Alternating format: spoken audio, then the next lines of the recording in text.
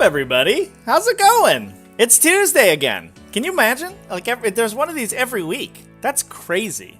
Every single week there's a Tuesday, and we talk about 40k on Tuesdays, and this is one of those. So let's, like, frickin' do it and stuff. I think it's just gonna be a grand old time. You got a couple things to talk about today.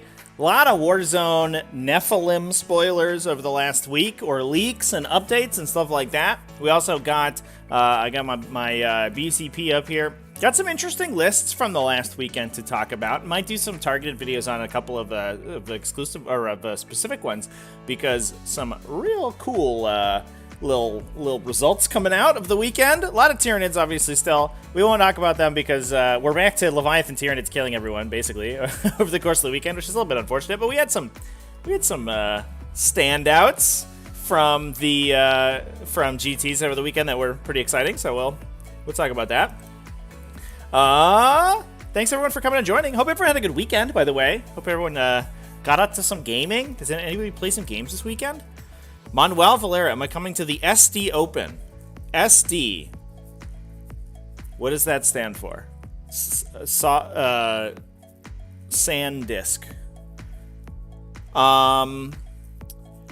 Yeah, anyway, good stuff. So, by the way, speaking of coming to events, I did stream an event over the weekend. If you do not follow us on the Twitch channel, you should go do that, because I have been covering GTs over there the last couple of weeks, which has been great. So last weekend I did the Portal GT. We streamed all 5 rounds of that, and I think it went super well. VODs are up available for Twitch subscribers right now, but they will be going up on the Replay YouTube channel within the next week or so. So I'll start uploading those this week, and I'll eventually get to all of them. But the finals of that event were like freaking sick. We saw some really cool lists and some really good games with them on as well. We had a Necron player go pretty far, which is pretty cool to see. Some Ultramarines got played on stream in like a super close game. And the finals had like Tau Hammerhead spam, which is friggin' super cool. But it was a super sweet game to close out the weekend. So I hope you go check those out. Those are great. And if you follow us on the Twitch, then that will be good, because I'm going to stream more. I have one coming on the 25th, so 3 weeks, 2 weeks? 2 weeks, I guess. Whatever. 2.5 weeks from now, I'm going to be streaming another GT, so that'll be good. 32-player event, and I'm psyched about it. I think it's been going really well, and I'm pretty excited about that. Rexisar, what newer to 40k? What is Nephilim? That's a great question. That's something we should probably cover. So basically, for the competitive scene, if you don't play the competitive scene, you should. It's great. It's super fun. But every 6 months, a new update for the competitive rule set for 40k comes out. Previously, they were just stamped with the year. So we had, it's called Chapter Approved is the release. And previously, it had a grand tournament booklet that had all of the missions and the like list building rules for that season, and then they had a Munitorum field manual which had all of the points for all the units for that season. They, as of this coming season, are removing the points, so it's just going to be a GT booklet, but it will have all of the rules to play competitive games in 40k, essentially in incursion and strike force game size. So if you go to a tournament, you should expect to be familiar with the rules in the Grand Tournament book. Now, previously, like I said, they were just dated, essentially. So we had Grand Tournament 2021, Grand Tournament 2022, or I think it was just Grand Tournament 2020 and 21, because the start of this year, they moved to a different naming system, and now they're using every 6 months, they're using a season name that corresponds to one of their Warzone booklets. So previously, they had Chapter Approved Nakmund is the current season that we're in, but coming this month, we are going to get the next one, which is Chapter Approved Nephilim, and we'll have a bunch of new rules. So there's going to be some pretty dramatic changes to that, to those rules that have been spoiled on Warhammer community, but we'll talk about them specifically and stuff like that. But that is what Nephilim is. It's kind of hard to keep track of because there's so many different books in 40k, but I promise you'll get used to it, especially if you're Keeping up with stuff. Ganny NJ selling out and running Ulthway as Shuriken Doom and ACT. Or ACO, yeah. Yeah, ACO's this weekend. It's kind of in my area. It's not too far away from me, but I'm not planning on going down, unfortunately. Nephilim is a trash Dark Angels flyer. Yeah, the new Warzone is where all of the Nephilim jet fighters go to die.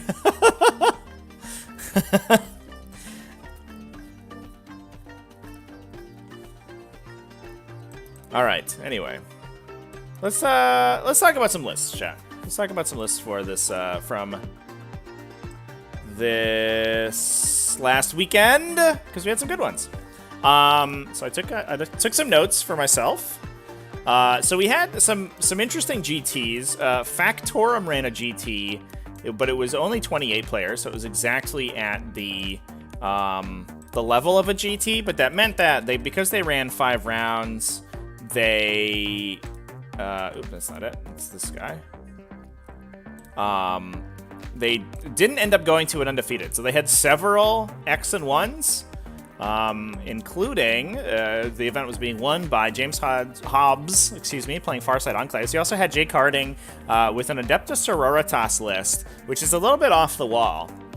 So normally we see Adeptus Sororitas, oftentimes in Bloody Rose right now because they're so aggressive and they have access to the Bloody Rose Codex supplement to get all of the extra abilities for Order of the Bloody Rose. And for the most part, they're kind of leaning pretty heavily on Retributor squads. Because, not Retributor squads, Repentia squads. They still take Retributor squads because Retributors are great. But mostly on Repentia squads because the Bloody Rose sub-faction abilities synergize the best with Repentia. You get +1 attack, +1 AP on the charge, so those are great if you have a big two-handed chainsword to hit people with. But this one is running Our Martyred Lady, which was good because I had to go through and look what the Our Martyred Lady Codex supplement did because they have one. Did you know that? There was an OML Codex supplement, which I've literally never seen played, but went 4-1 in this event, which was pretty sweet. It had a Canoness Junith Eruita, the OML character who gives out reroll hit and wound, or ones to hit and wound auras simultaneously, as well as a Palatine. So you have a lot of buffs for the triple Retributor squads that we have down here. I'm going to make my thing a little bit smaller so everyone can see all of the units in it. We'll just do that. There you go. That's good enough. And then a couple of rhinos for them to be in. But I think the interesting thing is these double Zephyrim squads. So 2 10-lady Zephyrim squads, which is way bigger than you normally see. Usually you see 6.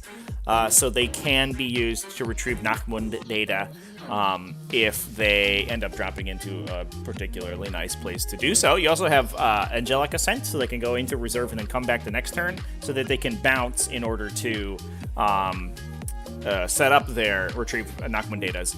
But OML have a couple stratagems that synergize really well with them. Not only do they get a bonus to hit if they lost any models, but they have a 1 CP strat for +1 to hit if they are attacking a larger unit. So especially, we talked about a little bit about Drukhari doing really well recently, and there may be a little bit of a angle towards those large units, and +1 to hit against those is pretty sweet. But also you can there's a 1 CP objective secured in the OML supplement. So it is I believe movement phase objective secured, so you can't do it in your command phase to swap objectives, but it gives you OBSEC until your next movement phase. So you can pop it on a unit like a big Zephyrim squad, dump all of the miracle dice to send them super far forward, and as you're trading these smaller units like Sisters Repentia and Retributors, you can also use the whole combo on Sisters Repentia, I guess, as well. Every time your units die, you get additional miracle dice, which not only turns on Leap of Faith, which is a benefit or a secondary that scores for spending multiple miracle dice in a turn, and because you're generating multiple miracle dice a turn, theoretically for destroying enemy units and losing your own units, then you have a lot to spend on because you also have that new start of player turn miracle dice generation from the data slate update. So you have a ton of miracle dice coming through that you can spend to basically lock in your Leap of Faith, but then you can also burn the lower ones to get your leap of faith. Save the higher ones for big charges on these fast infantry units. Plant objective security on them for 1 CP and just start stealing people's objectives away aggressively, which I really like. So I thought that was really cool. Normally you see the Bloody Rose because it's just like a little bit more consistent, I think, but it was cool to see a different sub-faction coming out of Adeptus Sororitas recently. But we also had, obviously, Farsight Enclaves in #1 spot. I think Tau are kind of cementing themselves as the #3 faction. We have Eldar Tyranids fighting it out for #1 and #2. Probably Tyranids #1 right now, but Eldar really making a push for it.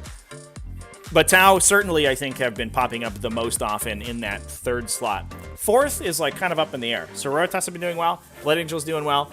We see some Thousand Suns coming out of the woodwork. It's really all over the place. So we also have this Farsight Enclaves list. Looks like 2 big crisis teams, 1 double plasma rifle, 1 with a cyclic ion unit, and then another double plasma. So we get a lot of access to big units that we can benefit from drop zone acquisition to get full rerolls on those guys.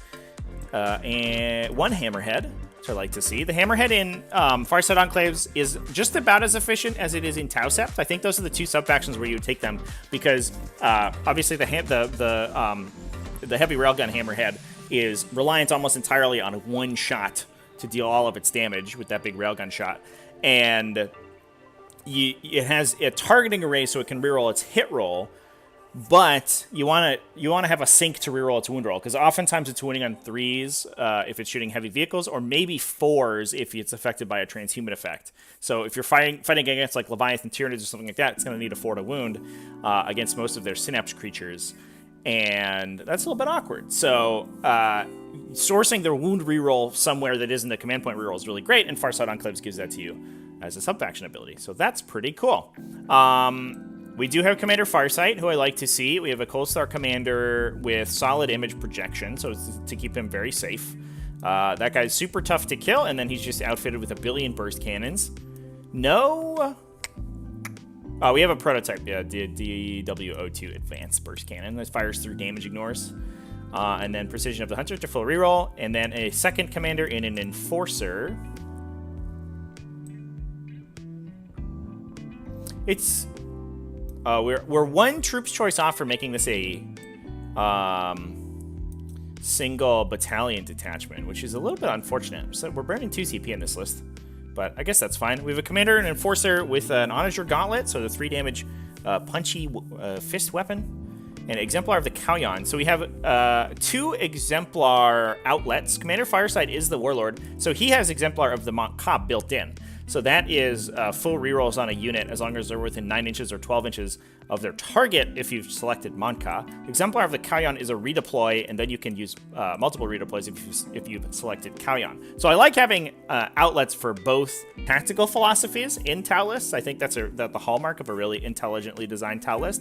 And the cool thing there is that we also always basically built in have an outlet for the redeploy as well, because the Stealth Battlesuit team has a homing beacon, so you can pop in a Crisis Battlesuit team on turn 1 with the homing beacon action if you go first, and then drop zone acquisition to just plow damage with that thing. You can Alpha Strike super hard with this list. But even if you haven't selected Kauyon, because we have that Exemplar of the Kauyon, you can place those Stealth Battlesuits really aggressively forward to screen enemy forward deploys and threaten that homing beacon drop, and then if you go second, you can use your 1 redeploy from Exemplar of the Kauyon to pull those guys back. So, yeah, this is a sweet list. If you like Crisis Battlesuits, there's also a Hammerhead in it, so it automatically gets a big thumbs up for me. So, that's pretty sick. No battalion with 3 commanders. It's Farsight Enclaves, right, chat? Or is Farsight Enclaves 1 additional commander? I thought they just weren't restricted, but maybe I'm wrong.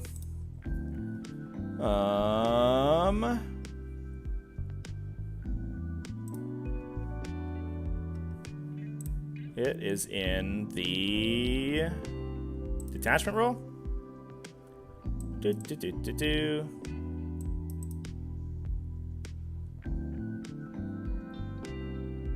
Oh, it is 1 additional. Just kidding, chat. Yeah, you're right.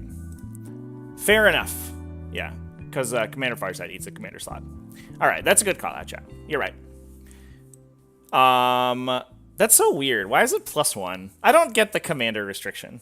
Maybe I think I'm biased though, because I think Tau commanders are sick.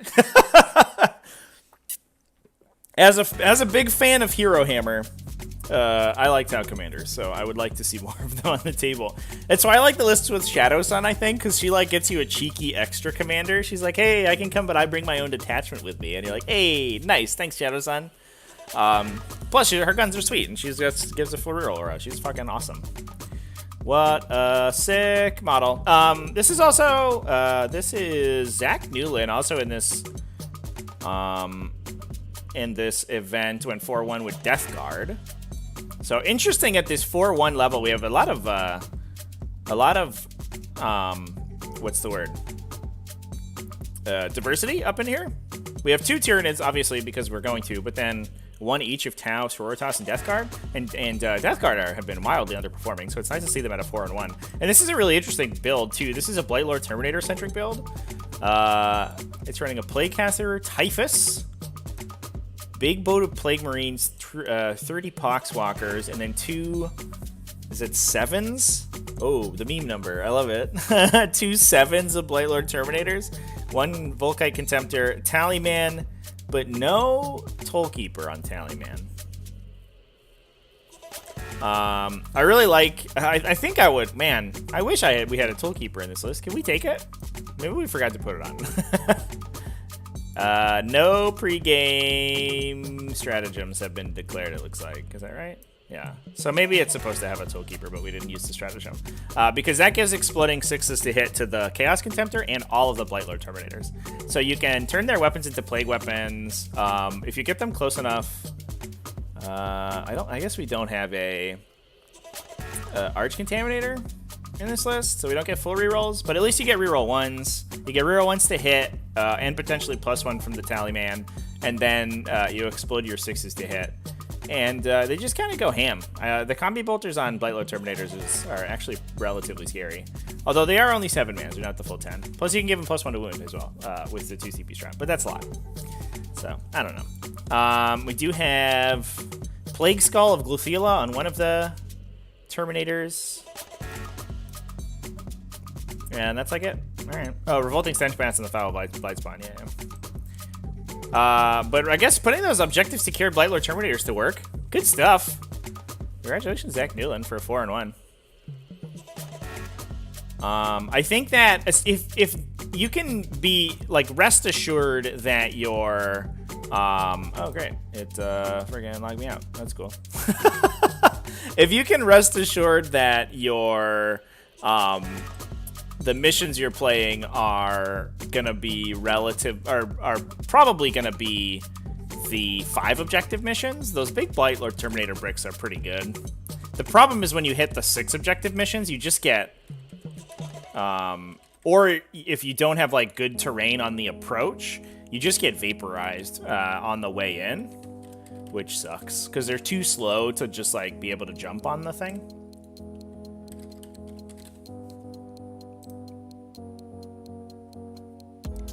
All right, we're back. Okay, so a couple other events had some really interesting finishes. I'm gonna skip over a ton of events because there were a lot of Leviathan Tyranids at first place, which is unfortunate. Silly Leviathan Tyranids taking it out. It is a little bit interesting to me specifically because I was convinced, and especially after our discussion last week, I was convinced that Kraken Tyranids were the way to go, but everyone's been killing people with Terminators, or with, not Terminators, with, I have a Death Card on the mind, I guess, with Leviathan. They feel like Terminators with how hard they are to kill. So we have Ben Neal here, another Tau Empire army coming out on top, and then we have Harlequins, 2nd place, and 2 Drukhari players, 3rd and 4th place. So Drukhari actually starting to show their the power of their new Army of Renown, and this is kind of where I'd like to see Armies of Renown sit in the metagame. Drukhari was a faction, despite being just super duper like dominating in the first or I guess, you know, last year, a year ago, Drukhari won everything. They were unstoppable. A year and a half ago now, I guess. But over the course of the next year, they got depowered so hard. Not only did they just get straight up nerfed a ton of times, but they also got just power crept, right? And a lot of factions came out that sort of specifically hard counter them. I know Grey Knights was the really funny one for about 6 months. Grey Knights came out, and every finals game was Grey Knights versus Drukhari, and Grey Knights just destroyed the Drukhari player every time because Drukhari had nothing to do against Grey Knights, specifically because of the profiles that Grey Knights had. Grey Knights were really good, you know, already, but it was an army where everyone in the army had a Stormbolter, and you're fighting against like T3, T4 guys with a bad save. So Stormbolters would just vaporize their army. No longer though. I think past the nerf to their -1 damage sub-faction ability, Artists of Flesh, they really got hammered really hard in terms of power level. And this is sort of a situation like we saw Tyranids at the beginning or at the end of 2021, where they were in this really terrible spot. They got a sub-faction supplement, which certainly helped, but then they also got this Army of Renown that really bumped up the power level of the faction. And that's kind of what I'm hoping that this will do for Drukhari, because Drukhari has been like hovering around mid-tier for a while, but kind of just infusing them with this new lease on life for a little bit is good. Now, I'm less excited about what the style of army that this builds, because I mean, look at this, just the same thing over and over and over again for the most part. It's all homunculus covens, so it's the coteries of the homunculi is the Army of Renown. And so you just get homunculus units and hired blades, essentially, so incubi. And it's just spams a million ranks and grotesques and stuff, which is like fine, I guess. I would prefer if your Army of Renown maybe made a more interesting army, but that's generally how armies of Renown. But it is nice to see them sort of actually putting the results up. And we saw Skari also last weekend was able to take second place, or I think third place, after the dust settled in a GT at a 4-1 with a similar list. So, you know, at least they're coming back. Go Zangor AOR. Yeah, chat. Let's hope that Thousand Suns AOR puts them up. Although Thousand Suns have been doing okay otherwise, so I don't know if they necessarily need the help. We also see the other thing that's sort of pumping Drukhari up a little bit is the inclusion of not only Corsairs, so that they get access to Psychers, but also, I'm gonna guess similarly, because we also get Psychers and traveling player Harlequin detachments. So the other thing that we see in these Drukhari lists is also this Harlequin detachment as well. So that gives you access to potentially 2 Psychers, one of who can psychically interrogate, which is an entire branch of the secondary tree that Drukhari literally never had access to. Plus, it's CP regen, which they also had very limited access to as well. So that's kind of sick. I really like to see that. I don't know if this list is...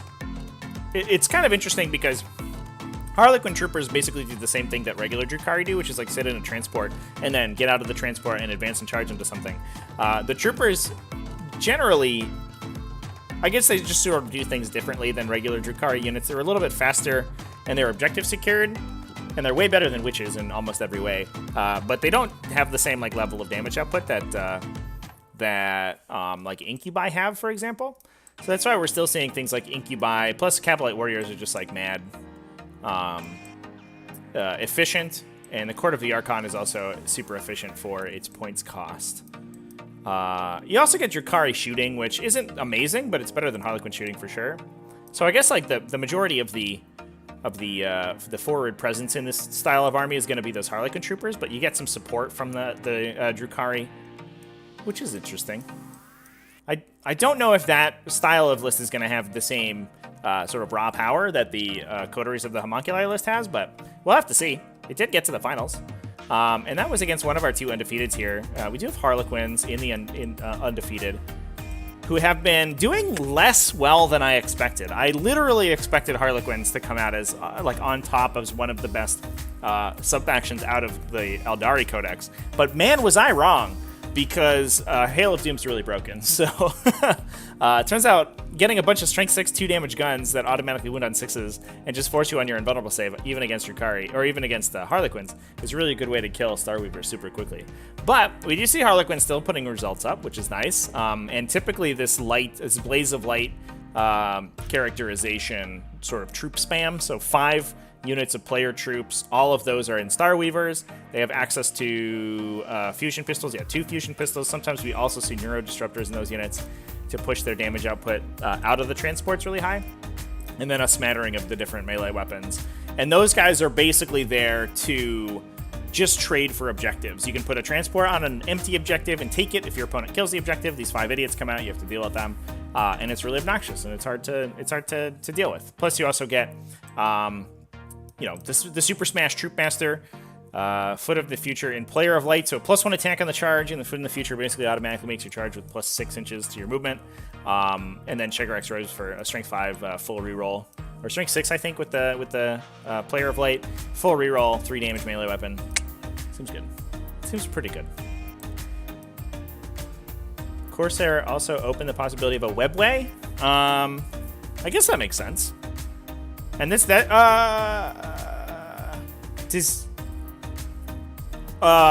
like webwaying, like just using a webway strike? No, you can just do that in Drukhari though, right? I don't know if you would take a webway gate. I think a webway gate breaks your slip action, right? It breaks the thing, the power from pain. It's a little bit funky. All right. But then we can talk about the Tau Empire list at the top. Hail of Doom is perfectly fine. Yeah, chat. Totally fine. No problems. No problems at all. Everything's okay. Although we did watch Hail of Doom get dumpstered by Tyranids over the weekend. We saw one of each. We saw Tyranids getting dumpstered by Hail of Doom, and we saw Hail of Doom getting dumpstered by Tyranids. And I think it largely came down to dice and the target selection on the Tyranid player's part. But also in both games, the Tyranid player went first, and I think the game changes quite a bit if the Eldar player goes first, which sucks. That's because Tyranid players are playing Harpies right now, but those might get nerfed pretty shortly here. So hopefully that happens. We'll talk about that later. But this is Ben Neo playing regular Tau Sept, actual Tau Sept, not Farsight Enclaves, and he does have Commander Shadow Sun, so we get the cheeky extra commander in there. Storm Surge, super heavy with the Pulse Blast Cannon. I'm going to go ahead and make sure I know which one that is, because I always forget. Which weapon is which on that guy? There's the Blast Cannon and the Driver, right? The Driver is the other one.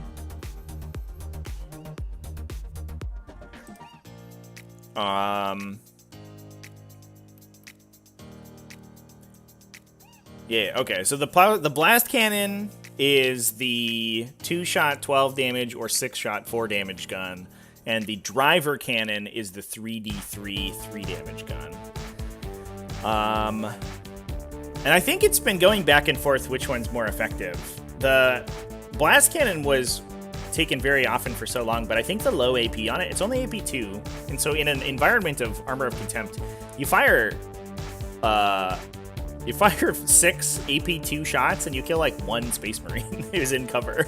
You're like, oh no, what have I done? Although I think you can take target locks on them, so yeah, you can take target locks. So you kill, yeah, they still save on a 4+, so you kill like maybe 2 Space Marines, which is like not what you want out of your 300 point Storm Surge. I mean, they have other weapons and stuff as well.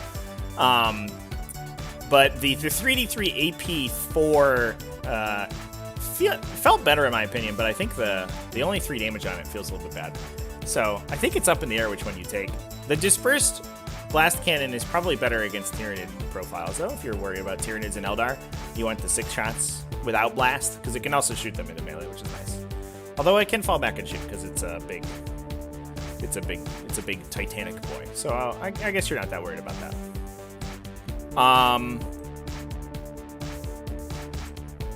So then we also have a Precision of the Hunter Cold Star. This one does have Honors Your Gauntlet and Thermoneutronic Projector.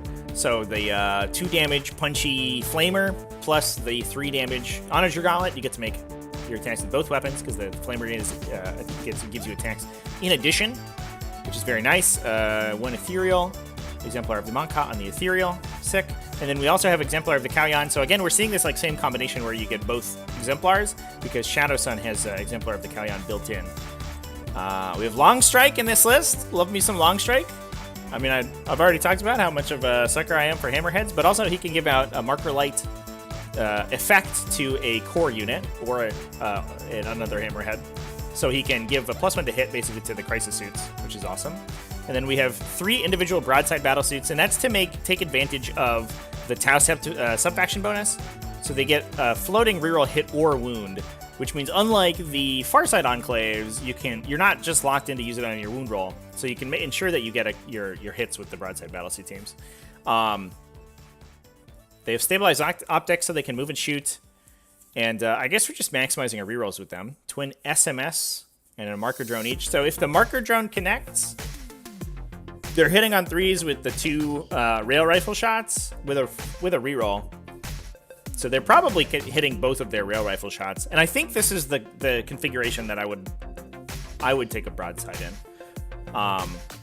3 feels like kind of a lot, because if your opponent hides from you, you have like 1,000 points of your army is direct fire shooting that you don't have any maneuverability with. Between Long Strike, who has to play very far back so he doesn't get shot to death immediately, the Storm Surge itself, and then 3 broadside battlesuits. Although the broadside battlesuits can sort of play a little bit more aggressively because their resilience for their profile, their 8 wounds is and with the infantry keywords they can go to cover is really tough. Plus they have a marker drone, so they'll sink a big hit onto the marker drone, probably if you start with a laser cannon or something. So they can kind of play around flanks and things like that, but this is a very, just like a straight up brawly list that just wants to get into a shootout with you and win it. And those are the kind of tile lists that I'm not as big of a fan of, but clearly it worked. I guess we do have this Crisis Battlesuit team with an Iridium Battlesuit and triple flamers on everything. I do like those guys because you can buff them, you can give them full rerolls with Exemplar of the Monka from the Ethereal, and then the +8 movement from the Cold Star Commander. So they can go, what, 18 inches, and then double tap with, or just tap with full rerolls with approximately 1 million flamer shots. And even though they're now AP 0, even though they're 0 AP now, they still do sort of extreme damage even against high toughness values. So that's good. Please no one make more Phobos Marine skulls. Get out of here. Phobos Marines are sick. I don't want to hear any of that negativity in this chat room. Twin Tom, I see you down there. Phobos Marines are cool. Let's make more Phobos Marines. Let's make every Marine a Phobos Marine. Get rid of the other kinds. You know what we don't need? Gravis Marines. Those guys are stupid. Get them out of here. Don't understand the idea with Ben's flyer. So, I mean, Remora stealth drones are just very good. Yeah, he didn't take any of the other flyers. Right, yeah. No, Remora stealth drones are just sweet.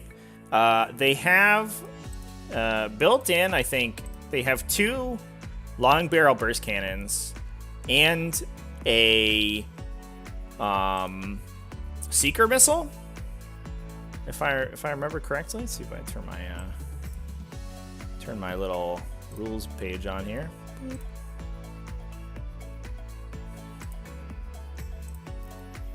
Nice. Remora stealth drone. There it is. Here we go. Give this a little prop. Boop.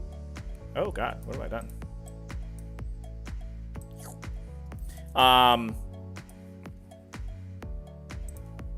Nice. Look at that. Gorgeous. Boop. We'll come back to this page later, hopefully. So, I don't know. I think Remora stealth drones are sweet for 60 points. So it moves 30. It is aircraft, but it doesn't have to go at angles. You don't have to rotate it. It can just go 15 inches, sort of wherever. It has to go at least 15 inches because that's its minimum movement. But it doesn't care so much about turning and stuff like that. So the direction doesn't matter whatsoever. They're tough to kill because they count as being in light cover and they're -1 to hit. So because they have the stealth field thing. So it's a 2+. If you don't ignore cover, it's effectively a 2+ save at -1 to hit T5.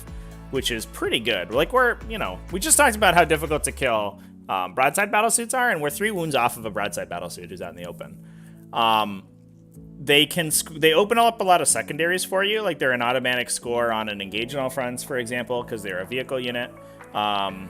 They're not, just kidding. I guess they aren't an automatic score on engage on all fronts. My bad. That's weird, they're not vehicles. Okay, well, fair enough. But it's just like sort of a super solid thing. It also has a marker light built in, so you can get super good marker light angles. I don't know, for 60 points, it's just a good unit, generally speaking. You see them quite a bit, actually. It's not, it's not like super surprising that we see those guys.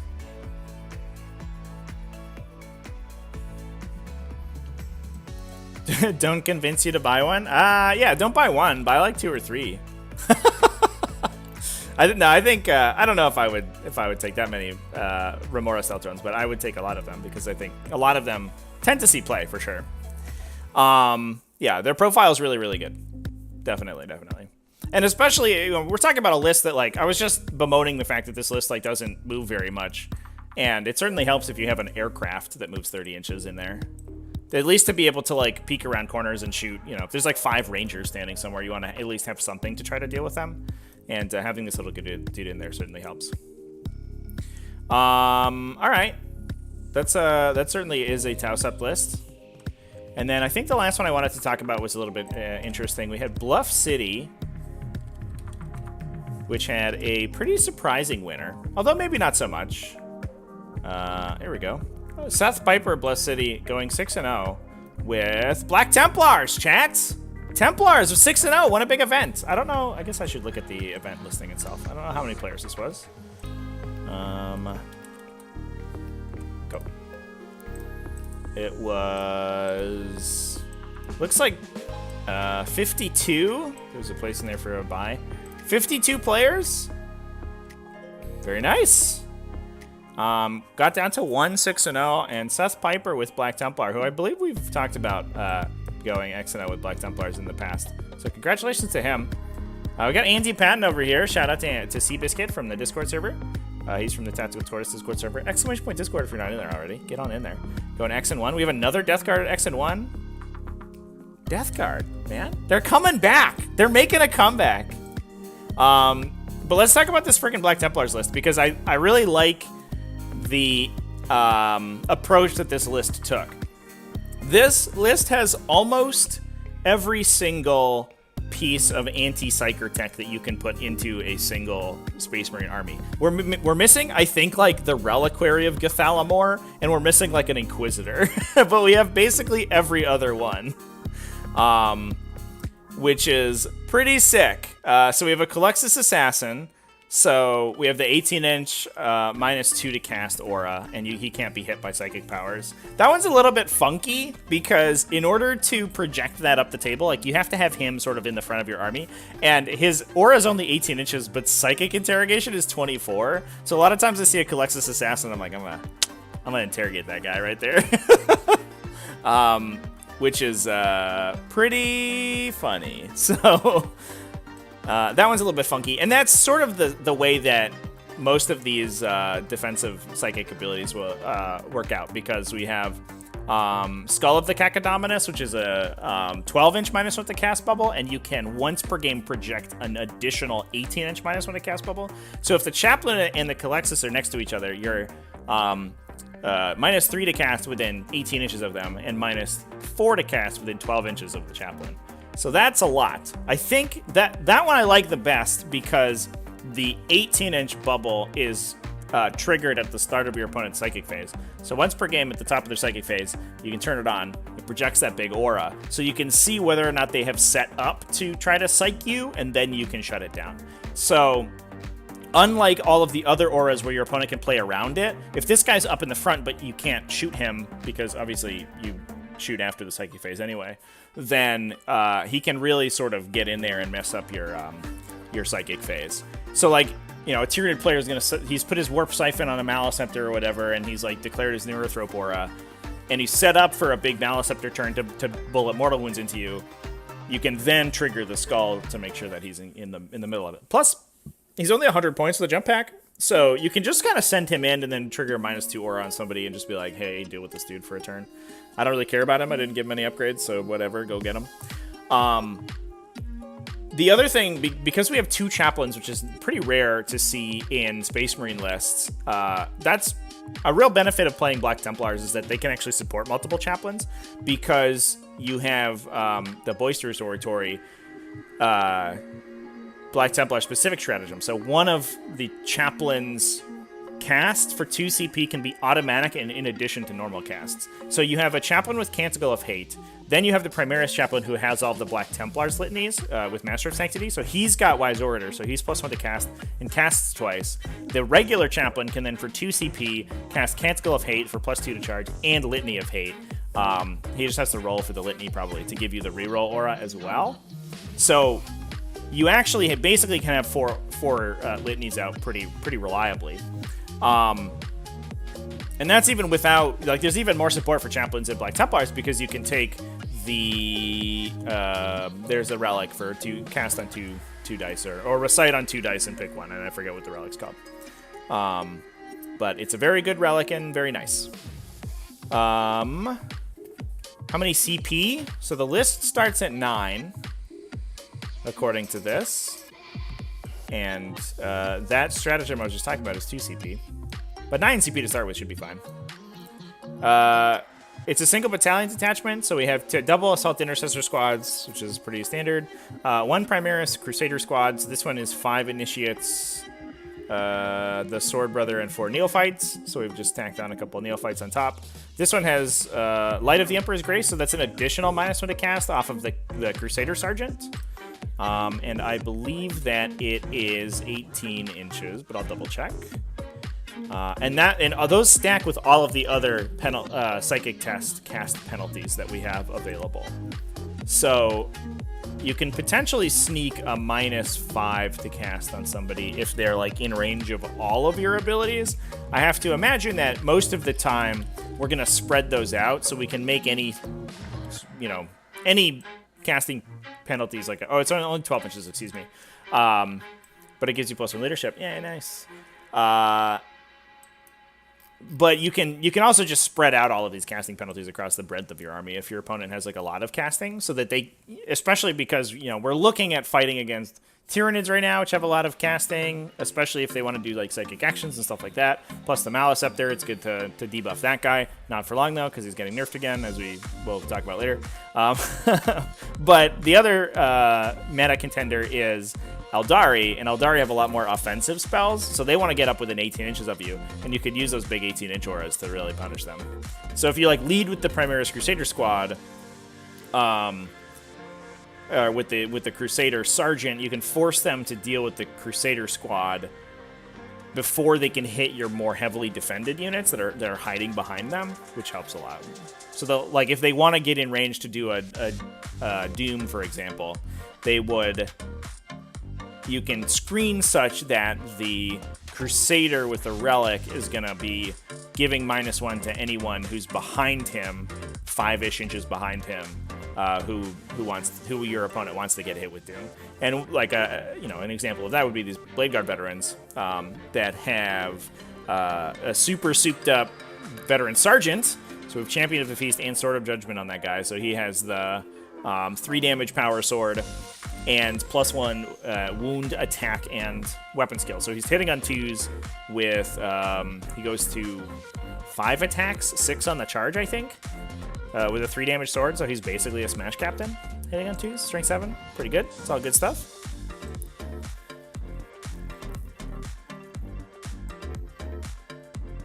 Ancient Breviary. Thank you, chat. That is the, that's the thing. There's some shady stuff with Seth Piper. I don't know anything about that, chat.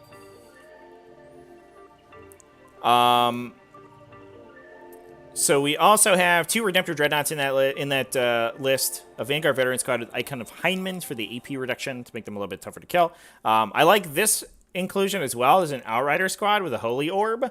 So the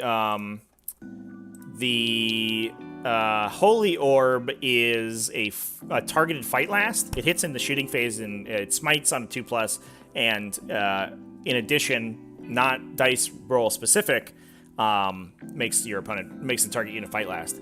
And we often see that on a biker squad in these Black Templars lists, so because it's used in your shooting phase. It's not used. You don't have to use it like reactively.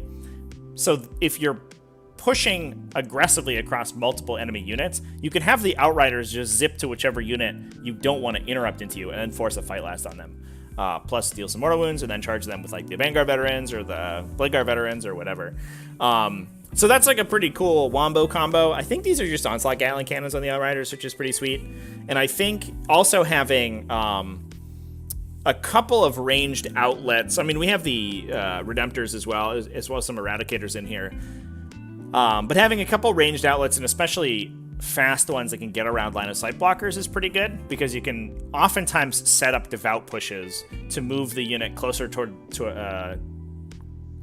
the nearest objective marker at the end of the charge phase to push them behind line of sight blockers. So you oftentimes want Black Templars to be kind of a mixed discipline army, unlike a faction like Blood Angels, where you're all melee all the time, because we want to, there's basically no ranged benefits in Blood Angels. Black Templars can actually make use of these small shooting units, so like Eradicators and like Outriders. So you can imagine if you have an objective marker, somewhere near a line of sight blocker in your deployment zone, you can put your unit such that in order to get closer to the objective marker, they would go behind the line of sight blocker. You would move them up, shoot with them, and then trigger that devout push after the shooting phase, and they would push back into the ruin and be out of line of sight, which is pretty cool. It's really cool to see when a good Black Templars player gets to do that off. So that's sick. I might do a video on this list independently, because I think this list is really cool. I hope there wasn't any chicanery with it, but I don't know anything about that. We can take a quick look at this Death Guard list too, it looks like. 2 X and 1 Death Guard list, chat. This one's 5-1. This Death Guard list won 5 games. And again, big unit of Blightlord Terminators. Look at that! Blightlord Terminator bricks coming out of the woodwork. Double Deathshroud Terminators, 2 Chaos Rhinos and Plague Marines in it. 1 big unit of Poxwalkers.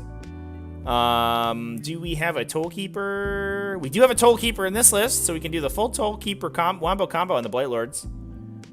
Interesting that there isn't even a Dreadnought. So there's basically no guns in this list besides the Blightlord Terminator brick. Alright, fair enough. You also get it on the Plague Marines too, so like you can have a turn where the Plague Marines just bail out of the Rhinos, and you're shooting somebody with a bunch of Plague Marines and the Blightlord Terminators if they're pushing to the middle. And that can be a pretty appreciable amount of damage, especially if we're talking about like Tyranids and stuff, or Dreadnoughts that have a -1 damage. You just pounding them with bolter fire is really good. Even Tyranids, because you can -1 toughness them with the Plague auras. It's mostly toughness 5. So dropping the toughness 4 and wounding them on 4s with like 1,000 bolt gun shots is a pretty good way to kill Tyranid warriors, actually, now that I'm thinking about it. All right, I'll buy it. Good job, Death Guard players. I'm proud of you. Now I think that's all of the lists I had to talk about, chat. Did anybody else have any good ones that they saw play over the weekend? Otherwise, we can talk a little bit about the updated updated Nephilim stuff, because we got a lot of I don't necessarily want to say leaks. There are some rumors about the Tyranid points cost that I think we've been touching on a little bit over the course of the discussion so far, but also there are some rumors about changed secondaries, and there are some actual spoilers, or actual, reveals from Warhammer community. I'm just going to pull up their Nephilim article real quick.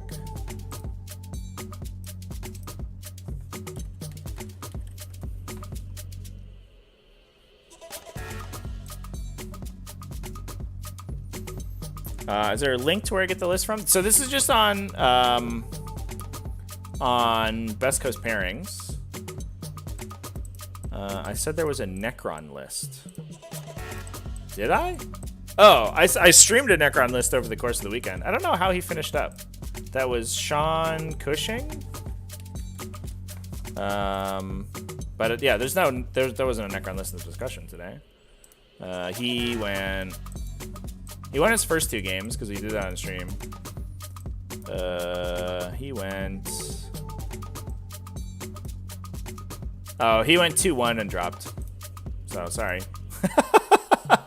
It was a Novak list. 12 Scorpic Destroyers, a bunch of Immortals, a bunch of Locust Heavy Destroyers, and a Silent King. It was, I don't know. It was pretty standard stuff. Double Scorpic Destroyers is kind of cool to see. And he played them very aggressively. He just Veil of Darkness them turn 1 every game and just like went for the big charge. Which is certainly a mood. But that's the only Necron list I had to talk about. No. There wasn't one that did like super well in GTs. Praying for a Necron army of renown? That would be sick. There's always rumor of a Destroyer Cult army of renown, right? And like it never happens, and everyone's like, what's happening? I don't get it. Are there any unusual hive fleets starting to show? Unfortunately not, actually. I know we talked last week about how diverse the Tyranid metagame had become. Like there was a ton of different hive fleets, and for a while it was basically all just like Leviathans doing Leviathan stuff. But then Kraken started to do really well. We saw some Jormungandr, we saw some Kronos, and this last week has been literally just this straight opposite. It was all Leviathan all the time. It was just the Leviathan show, and I was so disappointed. I was like, what are y'all doing? Y'all sleeping on all these like 6 sub factions that Tyranids have? It disappointed me very much, chat, as a Tyranid player. Although I know I get comments about how much I talk about Tyranids, and everyone's like, stop talking about Tyranids so much. Tyranids are lame and nobody likes them. Evil commenters, get out of here. So yeah, Warzone Nephilim coming out pretty soon. We got a couple big changes. I'll just run through the changes that we know about and the rumored changes. The first one being that they are going to cut the starting amount of command points, which is currently 12, in half, so down to 6. But you will get a command point, and this is confirmed. You'll get a command point in each player turn rather than at the start of each battle round. Now, I have a sneaking suspicion that this is actually going to have like a knock-on effect to a phenomenon that currently happens, whereas you forget to tick up your command points at the start of the battle round. But given that both players are now watching command point tracking at the start of each player turn, I have a sneaking suspicion that people are going to forget their Battleforge command point way less often in the new Warzone edition. That's not a real mechanical change, though. I think that's just sort of a meta game change. But I think that I have a belief that people are going to be upset with this change at the beginning because it changes how their command point sort of economy is going to work. But I have a sneaking suspicion that people are going to like it way more towards the end of the game.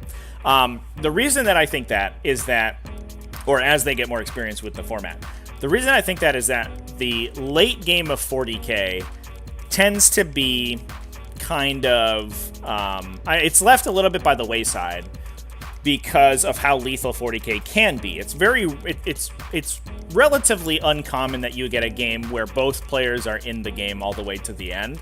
And one of the impetuses for this change is to curb the ability for one player to stack a bunch of stratagem abilities onto a unit and then like really hammer their opponent with them. I don't think that that's like actually that big of a danger, because I think the most recent codexes have been designed intelligently in a way to limit the amount of stackable stratagems and to introduce more toolbox stratagems where there's a level of player skill that can be exemplified by digging deep into your toolbox strategies and using them in very cool and interesting ways.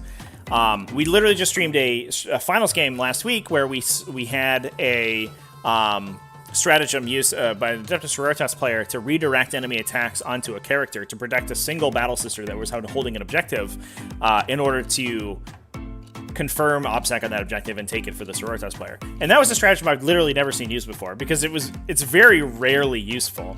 But in this one situation where the player he needed to protect this one model, and he knew that he could set up a situation where in order to force the charge onto that model, he could have Celestine within engagement range of them, so he could force the use of the stratagem, and it worked perfectly, and that's how it went, and it was awesome. So I'd like to see more situations like that where the lesser used stratagems come out of the woodwork, and that doesn't happen so often if you're incentivized to use all of your command points early and then just sort of play with the dregs towards the late game.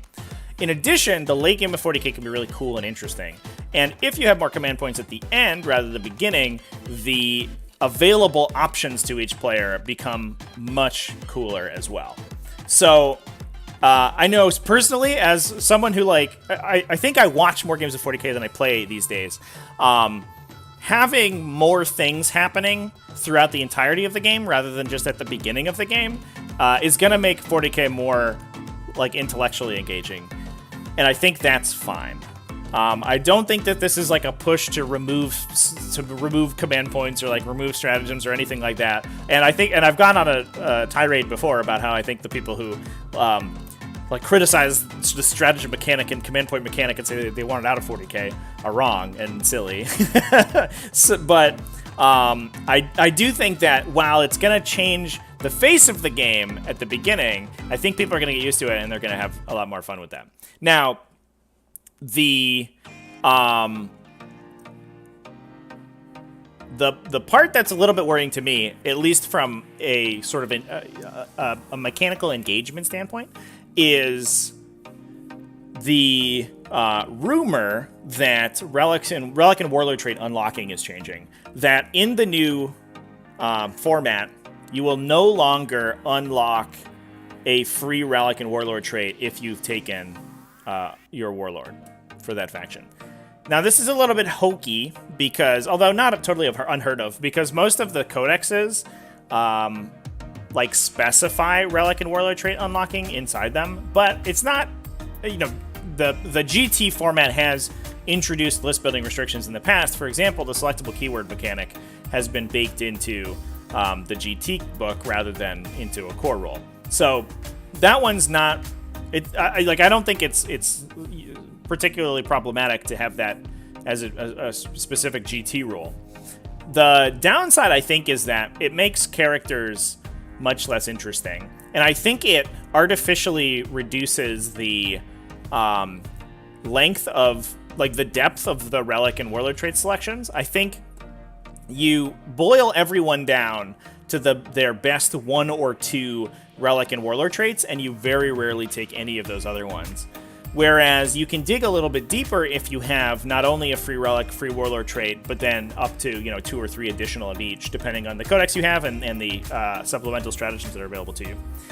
I mentioned before, we were talking about Tau Commanders, and I'm a big Hero Hammer fan. So I really like these characters that get a bunch of abilities and can do really cool things, and forcing an additional cost on those characters rubs me a little bit the wrong way. Now, I do think that this is going to help shore up some of the weaknesses of older codexes, because it's very rare for older codexes to have a wide bench of relics and warlord traits that they want to be taking, which means that they're basically they get their CP back, essentially, because they're not going to be spending their relics and warlord traits on things that are not necessarily going to be good. Like a Necron army, for example, very rarely takes its own relics and stuff. You take a Veil of Darkness, and sometimes you take a Voltaic Staff or something like that, but you rarely dig too deep into the pool because their relics and warlord traits aren't that good. Their character upgrades aren't strong. So by imposing this detriment on everyone who wants to take those super powerful character combos, it kind of artificially buoys up the factions that don't have them. I would rather just see Necrons get good relics. I think that would. It's more interesting if everyone has cool things to play with rather than reducing the cool things that other people can play with. But I think I understand the impetus. It also reduces the list building complication because you no longer have to like write complex rules specifying how relics and warlord traits are unlocked, because they are very difficult to parse through if you're a brand new player. But on the flip side, especially in the most current edition of the game, I don't think lists are particularly like unique at this stage. So I think reducing list diversity is in and of itself a downside. Question is, if a named character, you'd have to play for the relic and warlord trait. Well, named characters don't get relics, full stop. But the implication is that you would have to pay for their warlord trait, yes.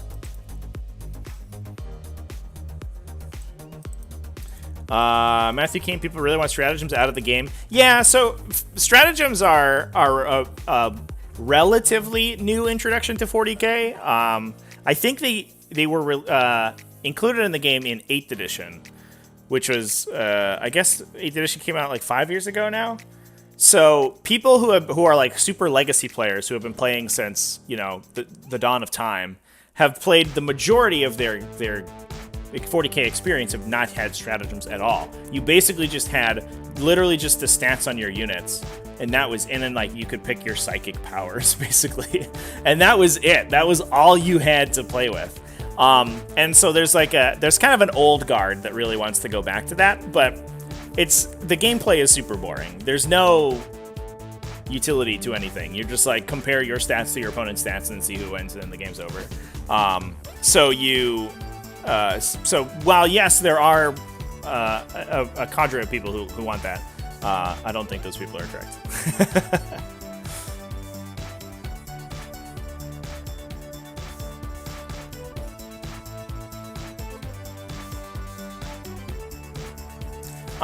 So you'll still be able to take extra traits and relics like now, or no? Yes, you'd be able to take according to the rumor, you'd be only able to take relics and warlord traits that you pay for, not the ones that you get for free. So currently, right, you pick your warlord, and your warlord unlocks a free warlord trait for themselves and a free relic for their same subfaction.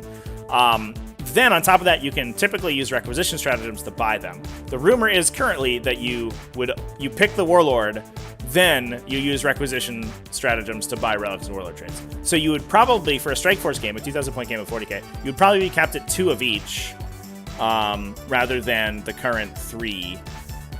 And your warlord doesn't necessarily have to get them.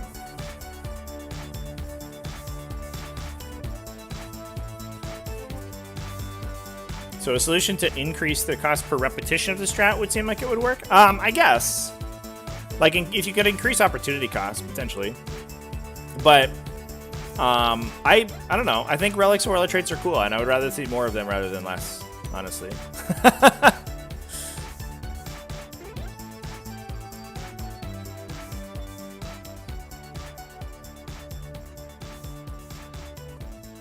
If there's no free relics or traits or relics, Space Marines got a lot worse. Well, you have to keep in mind, right? Every single faction gets worse, right? Because it's not like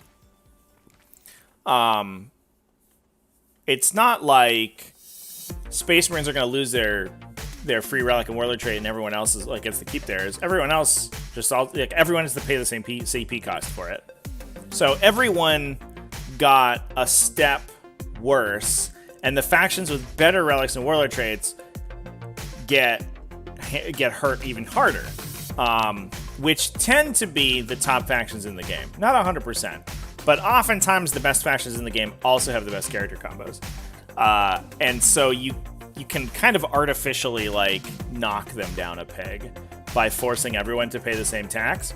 The problem is that levying a tax on the entirety of the game just feels bad for everyone. Like, no one's happy about it. No one's like, fuck you. I finally, like, now you have to pay for your relic and warlord trait that you're taking. Because they also have to pay. So it just kind of sucks. Yeah, everyone gets worse at the same time.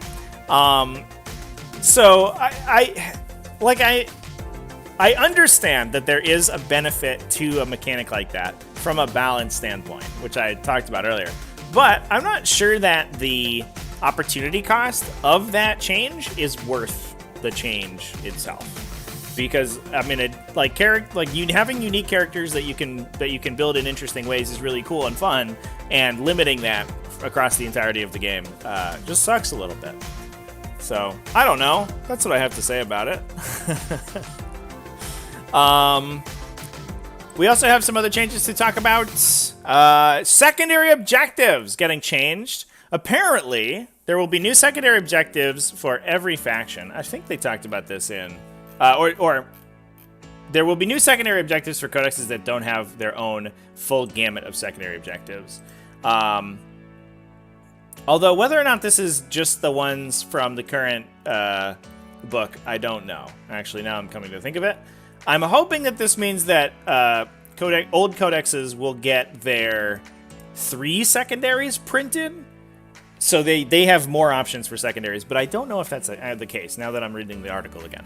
They might still get stuck with their one sort of mediocre secondary, which sucks. But they also tease rewritten and rebalanced faction-specific secondaries, which is chef's kiss, thank goodness. Because some of the secondary objectives in 40k, or some of the faction-specific secondaries, are just straight garbage. And I would love to see them changed significantly. So that would be good. There are some faction secondaries that I think are way too strong. I think, despite the fact, I know Necron players would yell at me. I think the Purge the Vermin, Herd the Prey secondary is too good. Especially because of some of the other secondary changes that we're talking about. The first one being that Stranglehold is being removed from the game, allegedly. So that is just straight up the best maneuver secondary. It's less impactful now because I think the factions that use it, those being Drukhari and Necrons, aren't like super duper powerful. But when they were when at least Drukhari was super duper powerful, it was a little bit silly. I would like to see changes to like maybe Ritual Purification. That would be good. I know probably some people would be calling for like changes to the Dark Angel secondary. I don't know about that. I think that one's fine. And maybe the Knights one is like really, really easy to score. There's a couple of them. But I think overall, I would like to see more faction-specific secondaries bumped up a little bit, because since the loss of mission-specific secondaries, some factions have been struggling with secondary picks. So that's super exciting. Very, very exciting about that. Stubborn Defiance. Stubborn Defiance is fine, chat. Listen. Dark Angels are bad. Give them their Stubborn Defiance. Oaths of Moment. Purge the Vermin is the only good thing about Necrons. Yeah, that's what I was saying. Like, I don't think it's problematic right now because Necrons is really good. But like, if you compare Purge the Vermin to any faction secondary in the game, it's like insane. It's insane or ridiculous. And it wasn't that. They clearly don't. They don't balance the faction around their faction secondaries. They just make a faction secondary and hope it's good. And sometimes they break it. And that's the case, I think, for Purge the Vermin, and that's also the case for like Ritual Purification. Those ones are always a little bit silly. Stubborn Defiance and Oath seems like it sucks at first, but there's other options now that. But now traits and relics, it isn't the same army you bought. I don't know entirely what you're saying there. Yeah,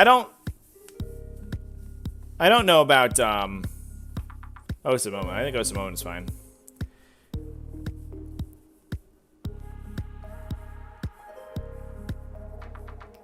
If Dark Angels are bad, what does that make for vanilla Marines? Well, given that every Space Marine faction has a supplement now, like they're just all Space Marines. All Space Marine factions are the same. But like Iron Hands are fine, in my opinion. There are some, I guess like the core, the PDF supplements, I guess is like the differentiation, whether they have an 8th edition PDF or a 9th edition supplement. But I think Iron Hands are fine. That's the one. That's what I would be playing. But obviously, like Blood Angels are doing well. I think you can play Dark Angels, but they're not like doing any huge things. They're just too slow, in my opinion. But yeah, so the other secondary changes is that To the Last and Stranglehold are allegedly also being removed from the game. And apparently not being replaced by anything. So we're just going to have like the core tree of secondaries be shrunk a little bit, which is a little bit unfortunate. I would like to have seen Stranglehold get reworked rather than totally changed. So I definitely recognize that Stranglehold needed to get changed because, in my opinion, because the new missions, and I don't know if the missions have been changed in this new book. I guess they've been rebalanced, but I don't know how, like, to what extent.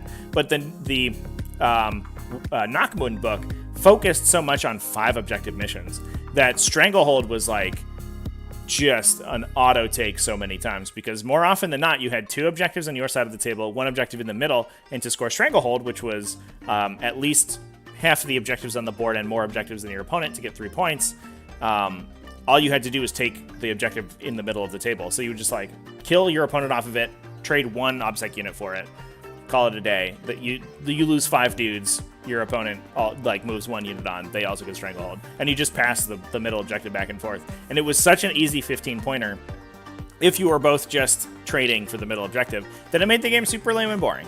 I would like to have seen it go through an engage on all fronts rework, where if you have, for example, at least half the objectives on the board and at least 1 more objective than your opponent, then you get 2 points.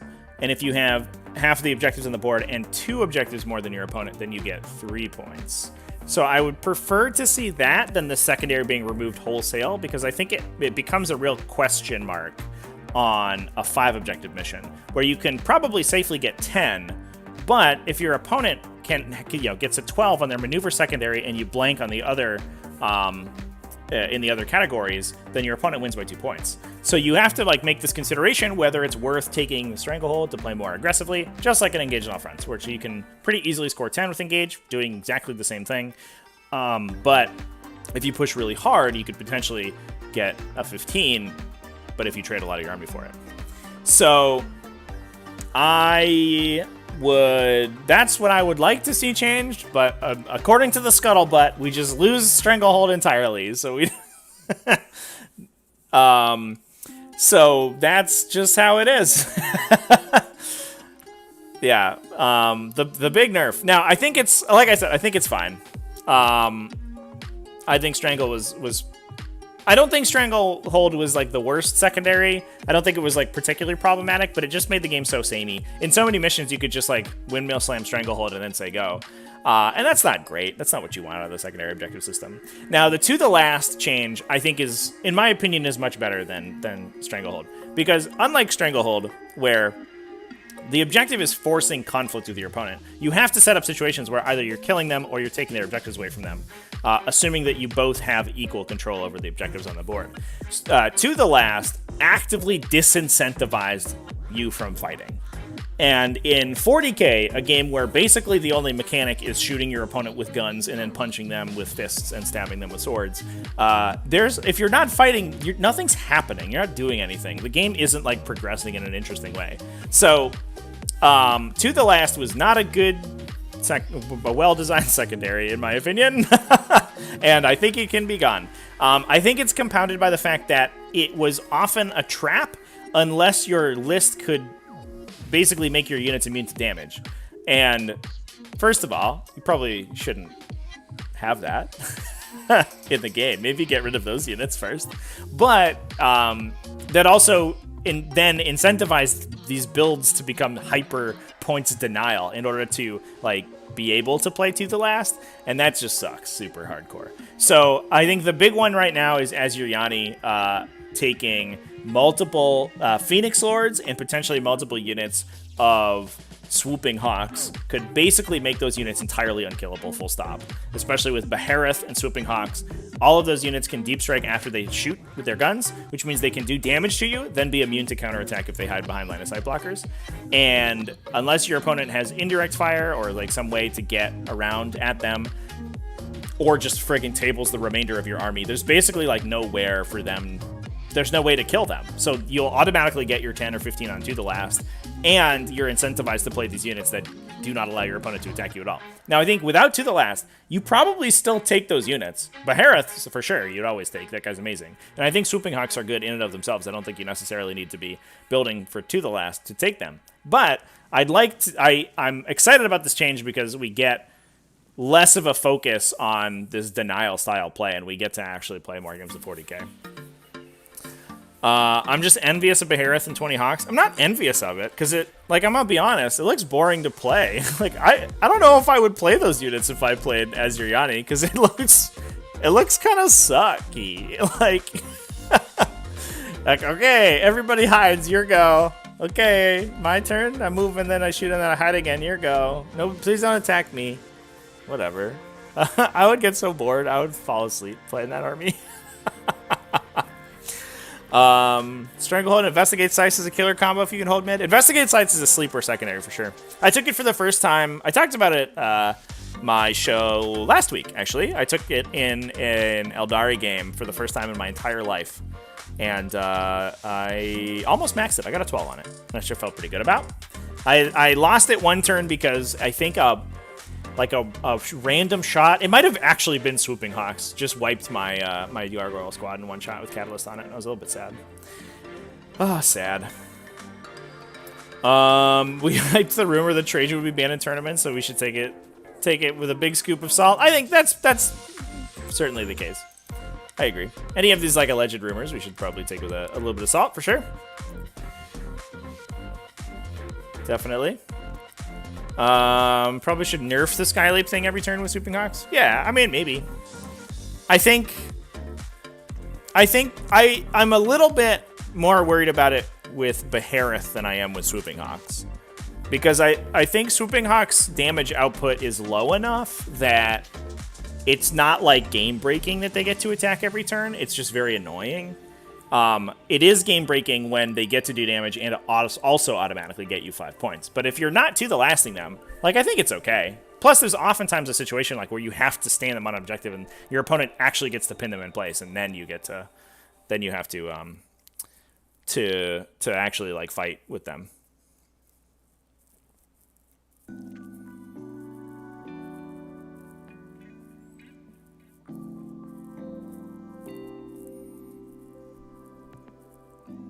The community is definitely taking it with salt.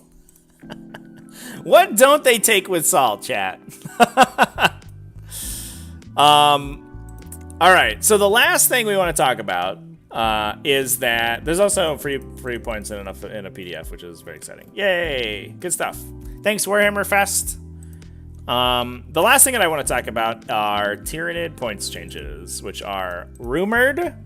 We have it's entirely speculation. I know there's some people who are excited about Tyranid to talk about Tyranid, so we can talk about those.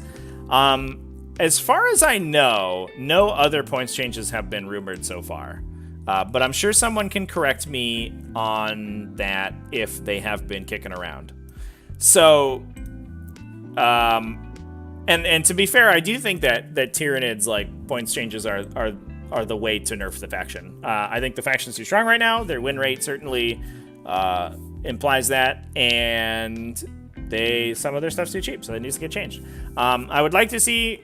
I think there are open questions as to whether or not, because it's likely that the Nephilim book comes out with a data site update, whether or not we see nerfs to any other factions. I would like to see some nerfs to Craft Worlds, please. Please, sir, may I have just a crumb of Hail of Doom nerf, s'il vous plaît. But otherwise, I think this is a pretty good start. So here are the nerfs. I'll just read them out from my little document right here. Here are the nerfs as I have heard them. That is that heavy Venom cannons are increasing by 5 points, almost across the board. I think that that's probably going to hit everything. So between Hive Tyrants and Carnifexes and Harpies. So that pumps, I think that's fine for the smaller units. Like a Hive Tyrant or a Carnifex isn't going to get hurt by that too much. A Harpy goes up 10 points. Is that enough? No. Of course not. Harpies are ridiculously undercosted right now, so that's a little bit silly. Although Harpies themselves also going up 10 points, so they'll in total go up 20. So they go up to 190 with heavy venom cannons. Yeah, I guess we're like getting there close. I guess once you tack upgrades on, they're 200 plus points. But honestly, like I feel like they're too cheap anyway. Both Hive Tyrant variants going up 20 points, I think is like generally fine, and most lists can absorb that because you own. I think generally speaking, especially if the changes to warlord traits and CP are also come to pass, most lists are going to be moving to a single detachment, probably across the entirety of the game, but especially in Tyranids. So you will very rarely see the double Hive Tyrant builds that you have in the past. Like not only are you lower on CP, so you don't want to spend the 2 points on an extra patrol, but you also then have to pay for your Relics and warlord traits, and you're probably buffing the Hive Tyrant with a Reaper or a Maw Claw. So that's a CP down the drain. You probably have direct guidance somewhere. You probably have a resonance barb. You probably have a synaptic tendrils, and there we go, 4 CP. So you're started at 2. So if you had a patrol, you would be at 0. Seems bad.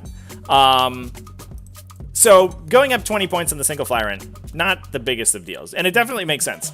Hive Tyrants, like once you compare them to any other Smash character in the game, their cost, their effectiveness per cost is like sort of ludicrous. So like a flying Hive Tyrant, if you compare them to like, I don't know, what's a Smash character that people take now? I guess Smash characters aren't that played. I guess like the Tau Commander, right? So like the Tau Commander shoots pretty good and he's got full rerolls, but he himself is like this little 7 wound like sort of idiot, and is like relatively low AP. And then you're talking about this Hive Tyrant that's like a 12 wound monster with like up to 9 3 damage attacks, with probably full rerolls is a little silly. What would be what is a good example that's currently taken in the metagame right now? I guess we're in a universe where everyone's like being dominated by Eldar, which don't use Smash characters at all. So, I don't know. But like a Blood Angel Space Marine captain with all the tricks or whatever, like a White Scar Space Marine captain, right? Like you can take a White Scars captain and he's like, I don't know, maybe he's a Thunderhammer, or maybe he's a like Teeth of Terra guy, but he's probably like 2 CP and costs you upwards of like 140 points. And then for 50 more points, you get a Winged Hive Tyrant who doesn't cost you probably any CP, and just base gets like basically a Thunderhammer, but it's +2 strength and gets full rerolls and also gets 2 1-damage attacks and also has 3 times as many wounds and the same defensive profile at toughness 7. It's like sort of silly. So going up 20 points totally makes sense to me. I think it's fine. The most interesting changes, I think, are Warriors and Raveners, which are reportedly each going up 5 points.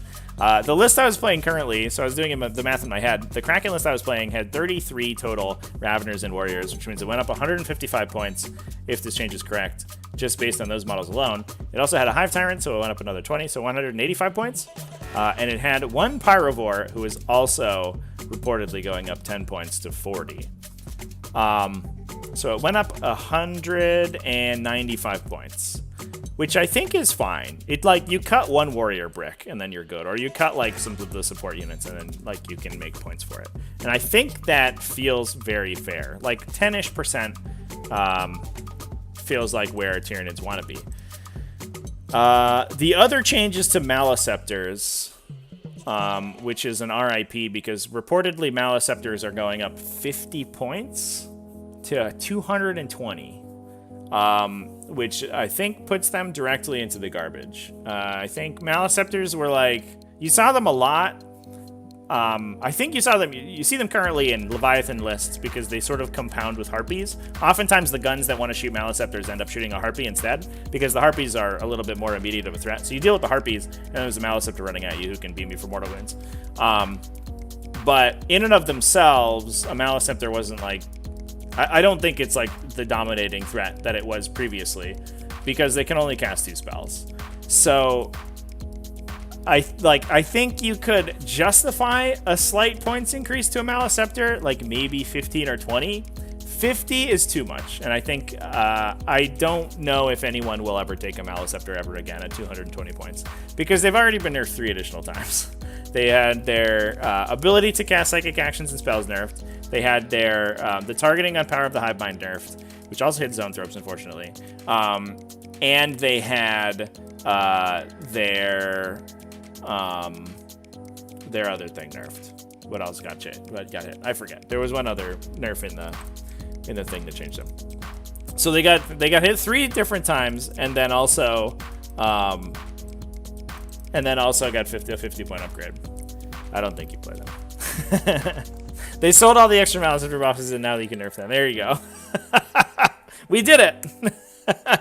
Get out of here. Yeah. So that one's a little bit silly. I think the Pyrovore change makes a ton of sense. Pyrovore's my favorite conversation to have anytime a Pyrovore did something in one of my games, because I would always I would build my list, and then I would fill out however many points I had in my list, or however many elite slots I had remaining in my list with Pyrovores. And every time my Pyrovore would do something, I would like ask my opponent how many points they thought that model was, and they would always say like, I don't know, 50 or 60 or whatever, and I was like, nah, dude, 30. This model's ridiculous. It's very silly. And 30 points was just, there's no universe in which 30 points was the correct points cost for a Pyrovore stat line. Raveners definitely feeling it. I think Warriors are paying a little bit. I think Warriors are fine. The like optimal Warrior loadout, once they're buffed with everything, has a relatively ludicrous damage output. So going up to 30 points apiece makes a ton of sense. Raveners are a little bit silly at 30, just because their profile compared to most of the other game was a little bit hyper pushed. I think you start cutting Raveners before you start cutting Warriors, maybe, in my opinion, but I'm not 100% sure.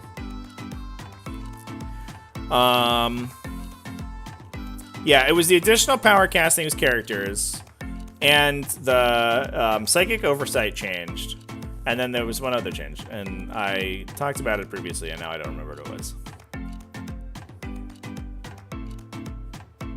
Was it to... I don't know. What did I... What was in that FAQ? What do Tyranids even do? What is 40k? How are rules? What is rule? What is internet?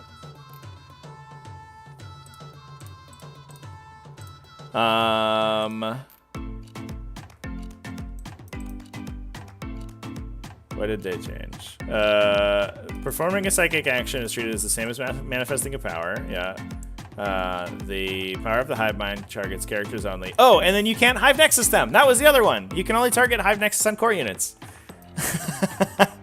So that was the third thing. So you would give them +1 to cast with hive nexus, cast 3 times with the Leviathan or with the Maleceptor imperative. Then you would cast 4 times with the Strat. And you can't do any of those things now. Those are all gone. So you can cast 2, full stop, that's it, you're done. And probably no bonus to cast either. So they got like -1 to cast, -2 total casts. Which is fine, because the unit was like sort of ridiculous, doing insano damage previously. But then on top of that, they also increased them 50 points. No, you're not gonna see them. Go away. Warriors get punished for Leviathan and Bone Swords. Would be better to make the price of Bone Swords and other weapons relevant. I agree. I agree with that. Archangle. But I think that's fine, because everyone's like, you're basically saying that Bone Swords are like, your only option is Bone Swords, and Bone Swords are +5 points, right? And I think that's okay. Rather than breaking the datasheet into like a super convoluted mess of point values so that people can find a different optimal build, I think just being like full stop, the whole combo is +5 points a model is fine. And I don't think at the end of the day 30 points a model is worth like complaining about. Now, my hope would be that we also see a points break somewhere, because Warriors are currently the cheapest troops option, and fitting troops elsewhere in the list can be a little bit tough, because you're paying like 90 points for a troops unit. It gets a little bit, for 3 models, it gets a little bit tough if you don't want to spend 70 points on friggin' Termagants. I would like to see Termagants go down to 6 points per model, but I have a sneaking suspicion none of that's going to happen. And at the end of the day, is that fine? Probably. But that's just me wish listing.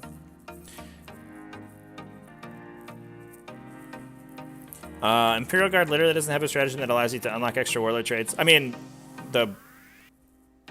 the new codex is coming out like very soon, so I wouldn't be too worried about that.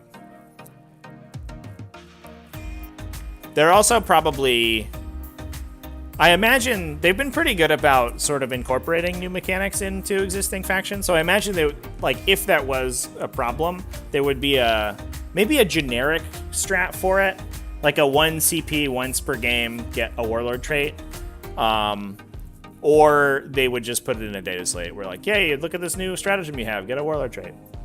If that is the change, for sure. Yeah, it's also true you're also taking tank aces regardless, for sure.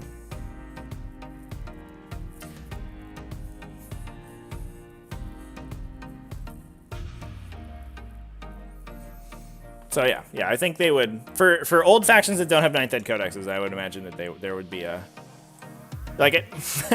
I think getting on your soapbox and like complaining about this sort of corner case situation where like, oh, my old codex doesn't have the specific stratagem, so if the core rule changes, then there'd be nothing I can do. It's a little bit too early for that, because there's like literally many ways that they can and probably will change the rules so that it works correctly. When I say points break, do I mean points going down somewhere? I think so. Like, I would hope that there would be points breaks somewhere in some of the units that are like stone unplayable. And I think specifically for Termagants, I would like to see Termagants drop in the Tyranid Codex, because they're so bad right now. They're like, ah. Would you like some no prisoners points, sir? Here's a no prisoners point and a grind them down on a unit that doesn't do anything for 7 points a model, which is whatever.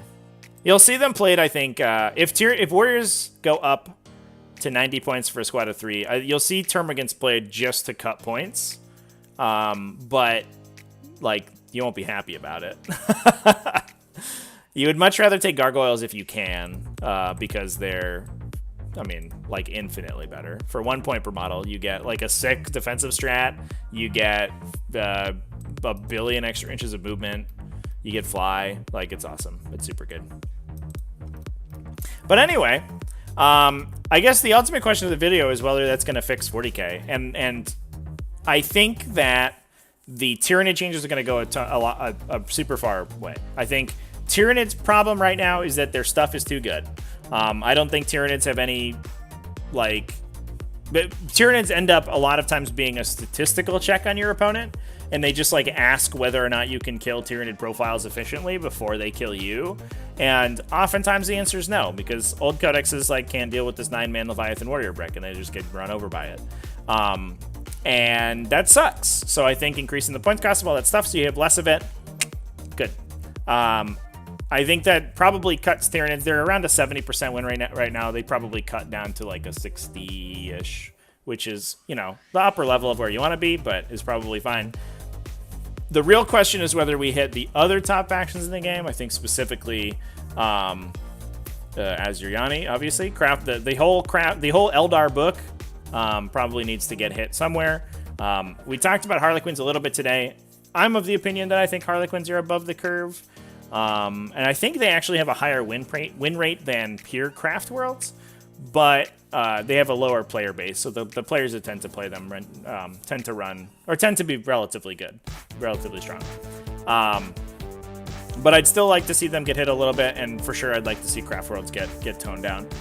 I think the problem in craft worlds doesn't tend to come up to points so much, because the problem with craft worlds are their combos. And I think the number one requested change for them right now is a change to Hail of Doom. If Hail of Doom changes, I think it might become a question of points, because right now, like, you can point very clearly at Hail of Doom being the most powerful thing in the Codex.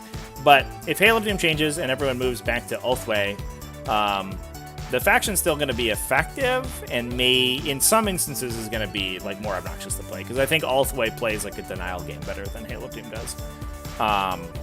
Hail of Doom often just trades units for people.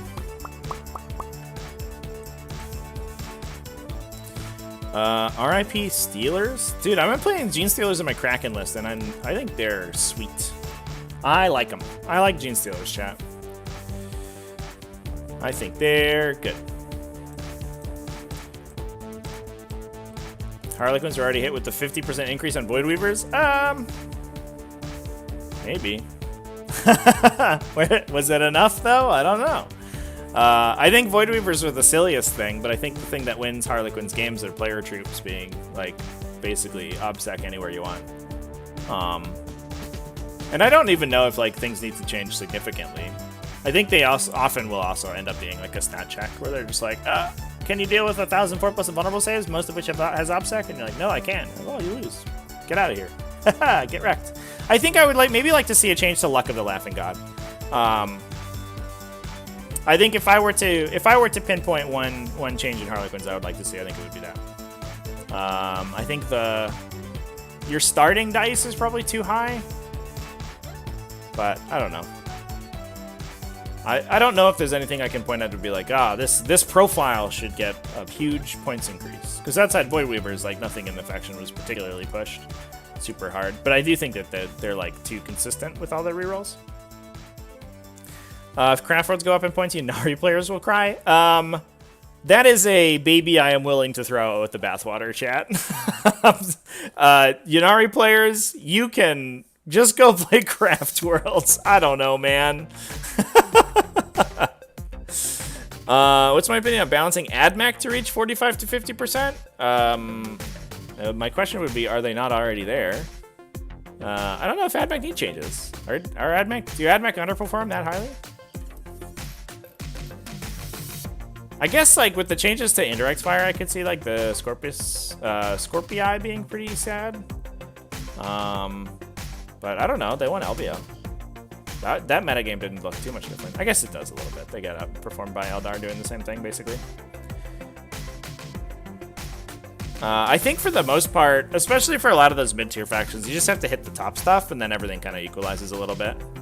Because a lot of those factions have, like, you know, these factions that have, like 30 or like 40 percenters are a coin flip into the regular metagame and then die to the top factions.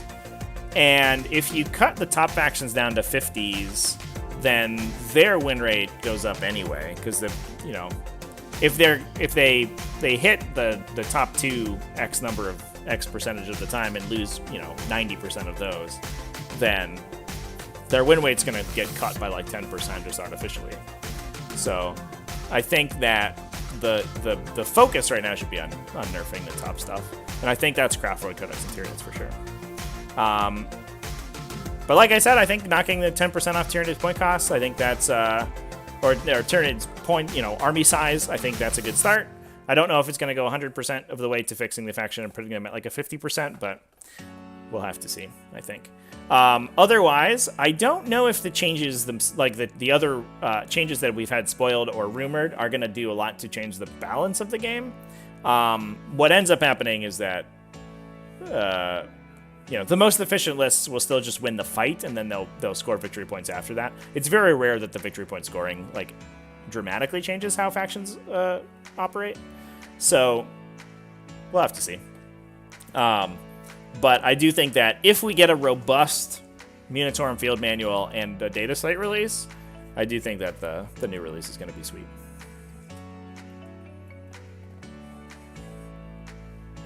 But anyway, yeah.